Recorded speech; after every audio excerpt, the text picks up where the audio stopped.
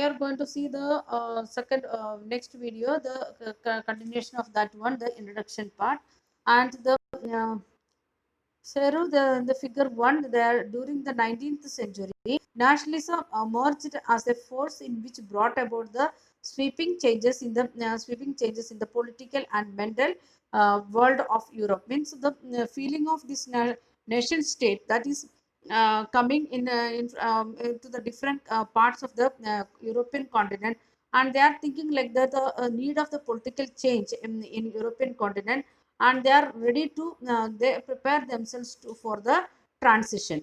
And we can see, and the end result of these changes was the emergence of nation states, because people was ready to accept all these things. And in places of multi-national dynamic dynastic empires of Europe, many dynasties are the like a French Russian Sir King, like that empires, they are stopping means they are facing the problem of transition there, and they are becoming overthrown by the people. And the concept and practice of the modern state, we can see two things. One, first one, it is concept. Second one, practice of a modern state in which a centralized power exercise sovereign control over a clearly defined territory. Means when they are making the nation state that time, they are making the territory. First they are defining the territory, had been developing over a long period, how much they had already, or they are making that arrangement, first territory arrangement. But a nation state was one in which the majority of its citizens, and not only its rulers, came to develop a sense of common identity and share the history or the descents. The people, the nation state people, what they are thinking like that, they are thinking like that they are from the same ancestors, they are having the same forefathers. So they are thinking that when they are coming from the common the sense of common identity, and they are having that they are, because of that they are, for that purpose they are using different symbols and other things.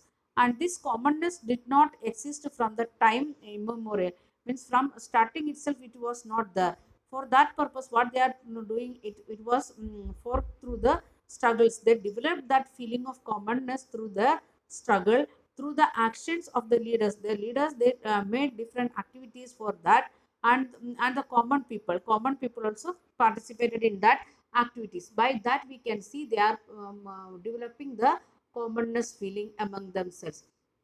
And in this chapter, we will look at the diverse process through which the nation states and nationalism came into being in the 19th century Europe. In this, we want to think too.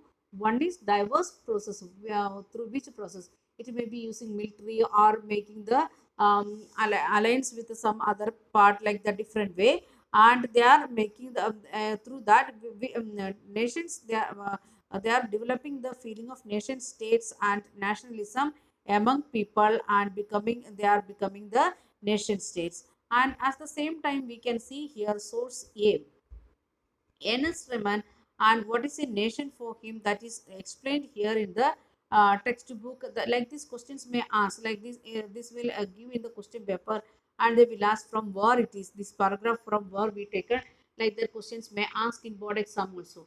So you want to read it very carefully. In a lecture delivered by the University of Sorbonne in 1882, and the French philosopher Ernest Renan, in who given the speech, Ernest Renan, and where he given, that is in the University of Sorbonne, and outlined the understanding of what makes a nation. He is giving the explanation what is a nation for him. Lecture was subsequently published as a famous essay entitled questions queen nation. What is a nation? That is in the French word for that. And what lecture he given, the speech given him, that is afterwards it is published in the name of what is a nation, and it is in the form of essay. And in this essay, Renan criticized the nation suggested by others that a nation is formed by a common language, race, religion, and territory. He is criticizing for what the somebody suggested, like that nation should form in the form with a common language, race, religion, and territory, like that. So he's criticizing that one, and he's saying like that. What is his opinion about a nation? A nation is the culmination of a long past endeavors, sacrifices, and devotion. We want to get we should have three things, and endeavors should be there. Means again and again we worked hard work, study, and hard work we want to, and sacrifices for that purpose we want to make many sacrifices and devotion, like that three things he's asking. And a heroic past, great men, glory, that is the social capital upon which one bases a nation idea. How we can develop the nation idea? That should be with our heroistic past, heroic past, and the great men, great leaders, and their glory.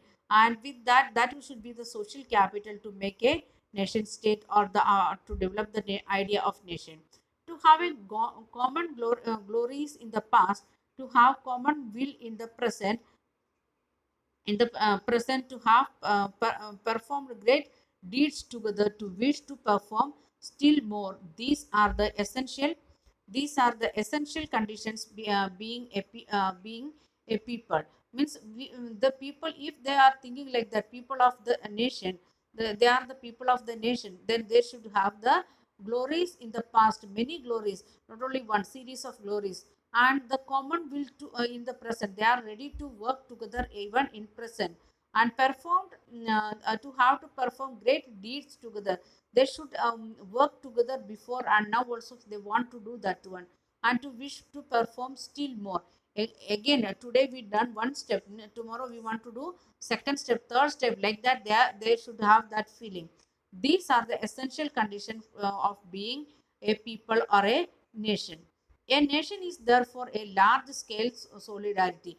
Means in a nation there should be solidarity between people or among people, that should be in a large scale. They should have their long glorious past, and they are ready to work today also.